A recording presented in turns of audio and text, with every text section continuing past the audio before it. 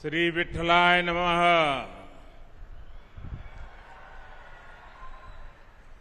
नमो सद्गुरु तुक्या ज्ञान दीपा। नमो सद्गुरु सच्चिदानंद रूपा। नमो सद्गुरु भक्त कल्याण मूर्ति। नमो सद्गुरु भास्करा पूर्ण कीर्ति। मस्तक है पायावरी या वारकरी संताच्या।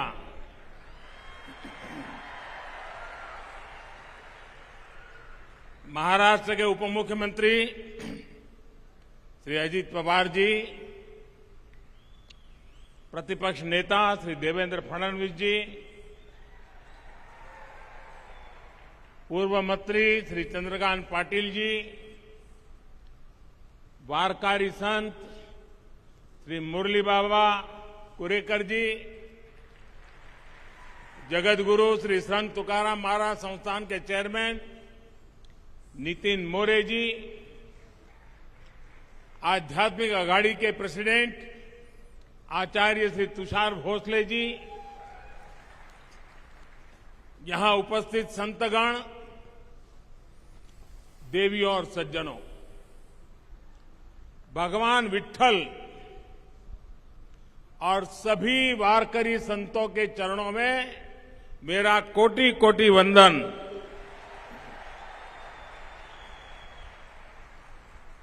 हमारे शास्त्रों में कहा गया है कि मनुष्य जन्म में सबसे दुर्लभ संतों का सत्संग है। संतों की कृपा अनुभूति हो गई तो ईश्वर की अनुभूति अपने आप हो जाती है। आज देहू की इस पवित्र तीर्थ भूमि पर मुझे यहां आने का सौभाग्य मिला और मैं भी यहां वही अनुभूति कर रहा हूं। देहू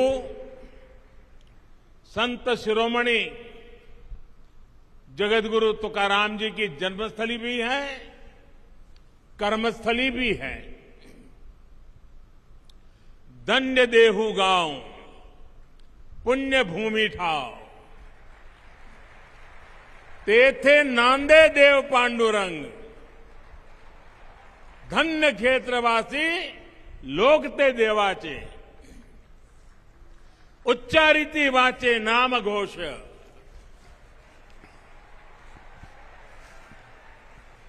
देहू में भगवान पांडुरंग का नित्य निवास भी है और यहां का जन जन स्वयं भी भक्ति से ओतप्रोत संत स्वरूप ही है। इसी भाव से मैं देहू के सभी नागरिकों को, मेरी माताओं बहनों को आदरपूर्वक नमन करता हूं। अभी कुछ महीने पहले ही मुझे पालकी मार्ग में 2 राष्ट्रीय राजमार्ग को 4 लेन करने के लिए शिलान्यास का अवसर मिला था। श्री संत ज्ञानेश्वर महाराज पालकी मार्ग का निर्माण 5 चरणों में होगा और संत तुकाराम महाराज पालकी मार्ग का निर्माण 3 चरणों में पूरा किया जाएगा।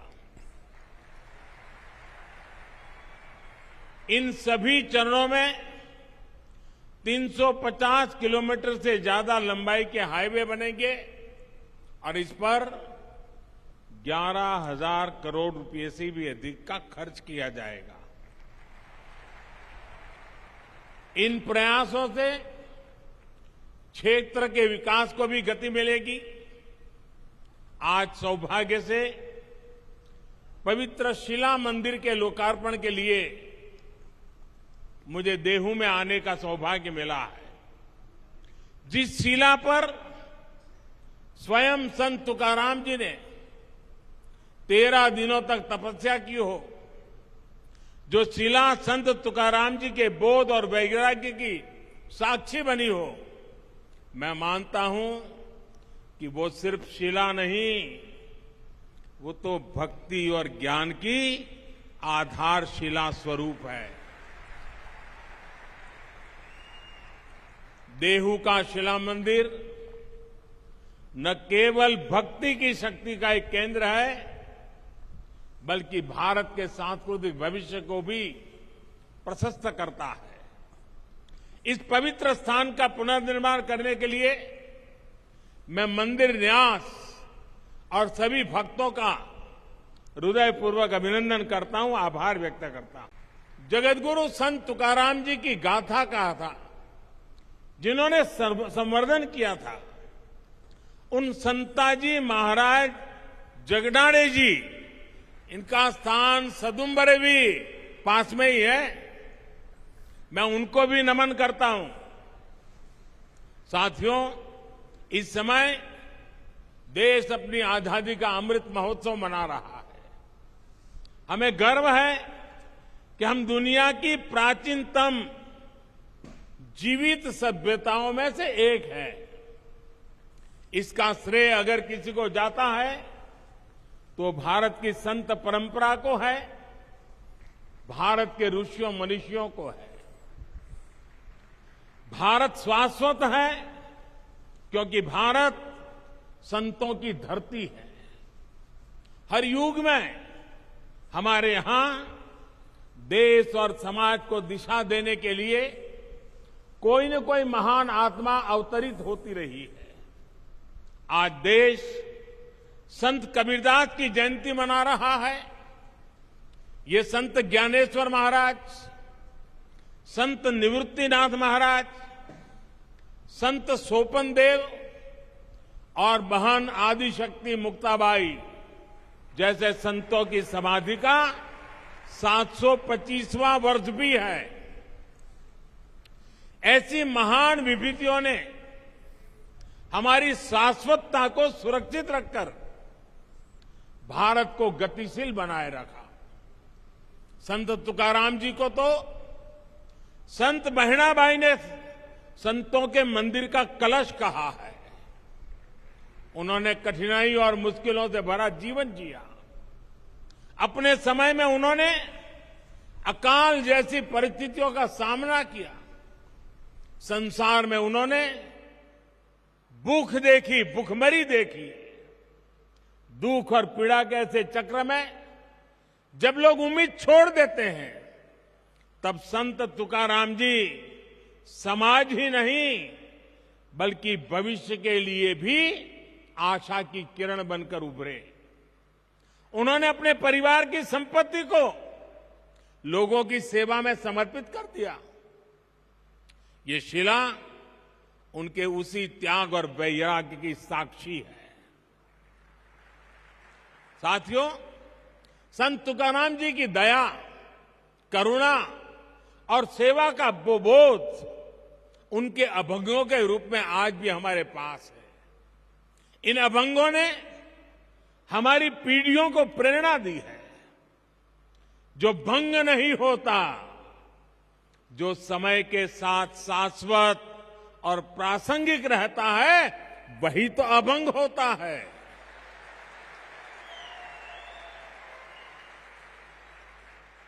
आज भी देश जब अपने सांस्कृतिक मूल्यों के आधार पर आगे बढ़ रहा है, तो संत तुकाराम जी के अभंग हमें ऊर्जा दे रहे हैं, मार्ग दिखा रहे हैं।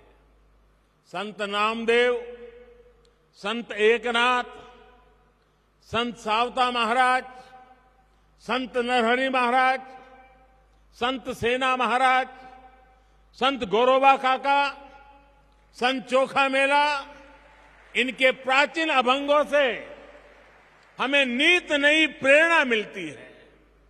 आज यहां संत चोखा मेला और उनके परिवार द्वारा रचित सार्थ अभंग गाथा के विमोचन का भी मुझे सौभाग्य मिला है। इस सार्थ अभंग गाथा में इस संत परिवार की 500 से ज्यादा अभंग रचनाओं को आसान भाषा में अर्थ सहित बताया गया है। भाइयों और बहनों, संत तुकाराम जी कहते थे, ऊंच नीच काहि नेणे भगवंत। अर्थात समाज में ऊंच नीच का भेदभाव, मानव मानव के बीच फर्क करना, ये बहुत बड़ा पाप है। उनका ये उपदेश जितना जरूरी भगवत भक्ति के लिए है, उतना ही महत्वपूर्ण राष्ट्र भक्ति के लिए भी है, समाज भक्ति के लिए भी है। इसी संदेश के साथ हमारे वारकरी भाई बहन हर वर्ष पंढरपुर की यात्रा करते हैं। इसलिए आज देश सबका साथ, सबका विकास, सबका विश्वास, सबका प्रयास के मंत्र पर चल रहा है।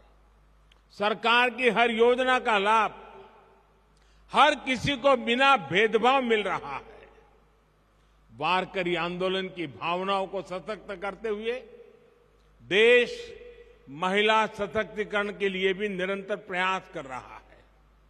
पुरुषों के साथ उतनी ही ऊर्जा से वारी में चलने वाली हमारी बहनें, पंडरी की वारी अवसरों की समानता का प्रतीक रही है। साथियों, संत तुकाराम जी कहते थे, जेका रंजले गांजले, जेका रंजले गांजले, त्यासी मणे जो आपुले, तोची साधु ओळखवा, देव तेथेची जाणवा। यानी समाज की अंतिम पंक्ति में बैठे व्यक्ति को अपनाना, उनका कल्याण करना, यही संतों का लक्षण है। यही आज देश के लिए अंत्योदय का संकल्प है, जिसे लेकर देश आगे बढ़ रहा है।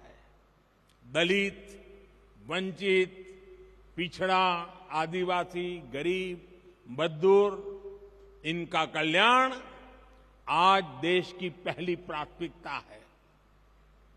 भाइयों और बहनों, संत अपने आप में एक ऐसी ऊर्जा की तरह होते हैं जो भिन्न भिन्न स्थितियां, परिस्थितियों में समाज को गति देने के लिए सामने आते हैं।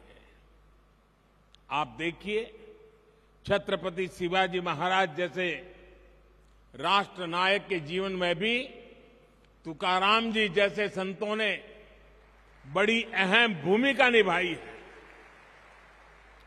आजादी की लड़ाई में वीर सावरकर जी को जब सजा हुई, तब जेल में वो हथकड़ियों की चीपली जैसा बजाते हुए तुकाराम जी के अभंग गाया करते थे। अलग अलग कालखंड, अलग अलग विभूतियां, लेकिन सबके लिए संत तुकाराम जी की वाणी और ऊर्जा उतनी ही प्रेरणादायक रही है। यही तो संतों की वो महिमा है जिसके लिए नेति नेति कहा गया है। साथियों, तुकाराम जी के इस शिला मंदिर में प्रणाम करके अभी आषाढ़ में पंढरपुर की जी यात्रा भी शुरू होने वाली है।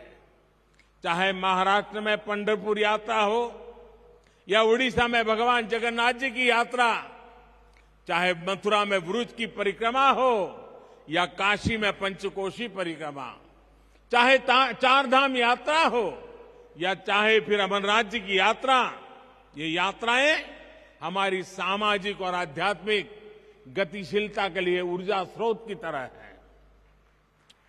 इन यात्राओं के जरिए हमारे संतों ने एक भारत श्रेष्ठ भारत की भावना को जीवंत रखा है। विविधताओं को जीते हुए भी भारत हजारों वर्षों से एक राष्ट्र के रूप में जागृत रहा है, क्योंकि ऐसी यात्राएं हमारी विविधताओं को जोड़ती रही है। भाइयों और बहनों, हमारी राष्ट्रीय एकता को मजबूत करने के लिए आज ये हमारा दायित्व है कि हम अपनी प्राचीन पहचान और परंपराओं को चैतन्य रखें। इसलिए आज जब आधुनिक टेक्नोलॉजी और इंफ्रास्ट्रक्चर भारत के विकास का पर्याय बन रहे हैं, तो हमें ये सुनिश्चित कर रहे हैं कि विकास और विरासत दोनों एक साथ साथ आगे बढ़े। आज पंढरपुर पालकी मार्ग का आधुनिकीकरण हो तो चार धाम यात्रा के लिए भी नए हाईवे बन रहे हैं। आज अयोध्या में भव्य राम मंदिर भी बन रहा है। काशी विश्वनाथ धाम परिसर भी अपने नए स्वरूप में उपस्थित है और सोमनाथ जी में भी विकास के बड़े काम किए गए हैं। पूरे देश में प्रसाद योजना के तहत तीर्थ स्थानों और पर्यटन स्थलों का विकास किया जा रहा है। महर्षि वाल्मीकि जी ने रामायण में भगवान राम से जुड़े जिन स्थलों का जिक्र किया है, रामायण सर्किट के रूप में उनका भी विकास किया जा रहा है। इन 8 वर्षों में बाबा साहब आंबेडकर के पंच तीर्थों का भी विकास हुआ है। चाहे महू में बाबा साहेब की जन्मस्थली का विकास हो, लंदन में जहां रखकर वो पढ़ा करते थे उस घर को स्मारक में बदलना हो, मुंबई में चैत्य भूमि का काम हो, नागपुर में दीक्षा भूमि को अंतर्राष्ट्रीय स्तर पर विकसित करने की बात हो, दिल्ली में महापरिनिर्वाण स्थल पर मेमोरियल का निर्माण हो, ये पंचतीर्थ नई पीढ़ी को बाबा साहब की स्मृतियों से निरंतर परिचित करा रही है। साथियों, संत तुकाराम जी कहते थे, असाध्यते साध्य करीता सायास, असाध्यते साध्य करीता सायास, कारण अभ्यास तुकामणे। अर्थात अगर सही दिशा में सबका प्रयास हो तो असंभव को भी प्राप्त करना संभव हो जाता है। आज आजादी के 75वें साल में देश ने 100% लक्ष्यों को पूरा करने का संकल्प लिया है। देश गरीबों के लिए जो योजनाएं चला रहा है, उन्हें बिजली, पानी, मकान और इलाज जैसी जीवन की जीने की मौलिक जरूरतों से जोड़ रहा है। हम उन्हें 100% लोगों तक पहुंचाना है। इसी तरह देश ने पर्यावरण, जल संरक्षण और नदियों को बचाने जैसे अभियान शुरू किए हैं। हमने स्वस्थ भारत का संकल्प लिया है। हमें इन संकल्पों को भी 100% पूरा करना है। इसके लिए सबके प्रयास की, सबकी भागीदारी की जरूरत है। हम सभी देश सेवा के इन दायित्वों को अपने आध्यात्मिक संकल्पों का हिस्सा बनाएंगे तो देश का उतना ही लाभ होगा। हम प्लास्टिक मुक्ति का संकल्प लेंगे, अपने आसपास झीलों, तालाबों को साफ रखने का संकल्प लेंगे तो पर्यावरण की रक्षा होगी। अमृत महोत्सव में देश ने हर जिले में 75 अमृत सरोवर बनाने का भी संकल्प लिया है। इन अमृत सरोवरों को आप सभी संतों का आशीर्वाद मिल जाए, उनके निर्माण में आपका सहयोग मिल जाए तो इस कार्य की गति और बढ़ जाएगी। देश इस समय प्राकृतिक खेती को भी मुहिम के रूप में आगे बढ़ा रहा है। ये प्रयास वारकरी संतों के आदर्शों से जुड़ा हुआ है। हम कैसे प्राकृतिक खेती को हर खेत तक ले जाएं, इसके लिए हमें मिलकर काम करना होगा। अगले कुछ दिन बाद अंतर्राष्ट्रीय योग दिवस भी आने वाला है। आज जिस योग में है वो हमारे संतों की ही तो देन है। मुझे विश्वास है आप सब योग दिवस को पूरे उत्साह से मनाएंगे और देश के प्रति इन कर्तव्यों का पालन करते हुए नए भारत के सपनों को पूरा करेंगे। इसी भाव के साथ मैं मेरी वाणी को विराम देता हूं और मुझे जो अवसर दिया, जो सम्मान दिया, इसलिए आप सबका सर झुका करके अभिनंदन करता हूं, धन्यवाद करता हूं। जय जय रामकृष्ण हरि, जय जय रामकृष्ण हरि, हर हर महादेव। नमस्कार, मैं हूं मानक गुप्ता। अगर आपको हमारा ये वीडियो पसंद आया हो तो इसे लाइक और शेयर जरूर करें और हां, हमें सब्सक्राइब और फॉलो करना ना भूलें ताकि आप देश और दुनिया की कोई खबर मिस ना करें। तो जुड़े रहिए हमारे साथ और देखते रहिए न्यूज़ 24।